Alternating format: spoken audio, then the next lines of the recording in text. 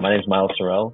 I work with Terraforma. I am our Chief Science Officer, and I'm here to share with you today a bit about where we got our start, what it is we do, and then share some of the results we have from working in a biological agricultural system. Terraforma exists to enhance the biological functionality of soil, thereby increasing crop sustainability and farmer profitability.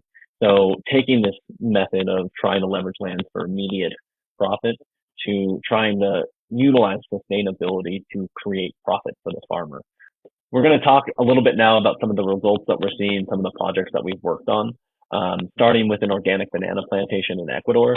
This banana plantation is 200 hectares. We're actually in about our three and a half years of working with them. So this is a bit dated, but not so dated where it's going to really ruffle any feathers, basically. We were able to produce a TerraGrow, which is our version of a biocompost on site. And then we were able to implement this into their fields. We've seen a average increase in root mass of 88%. We've seen root feeding nematode populations drop off by 26%. We've seen an increase in leaf nutrient content from anywhere from 1 to 13%, all while reducing fertilizer usage by 25%. And again, this is organic, so these aren't, salt-based fertilizers. These are just organic-based fertilizers that tend to synergize quite well with a biological program.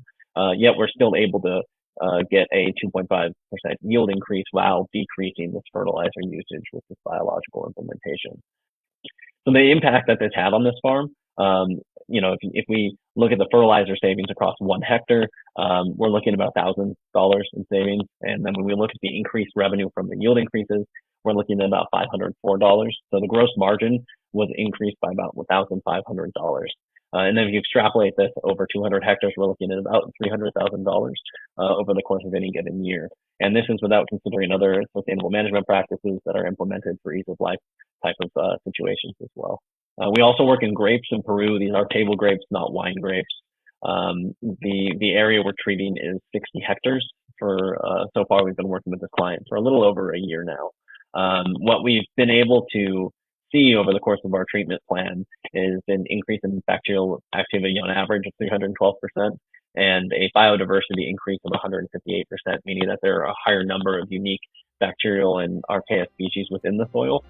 From the 2019 season to the 2020 season, we saw a 338% average increase in yield, with a high of loss reaching over 4,700 boxes per hectare, which is pretty incredible.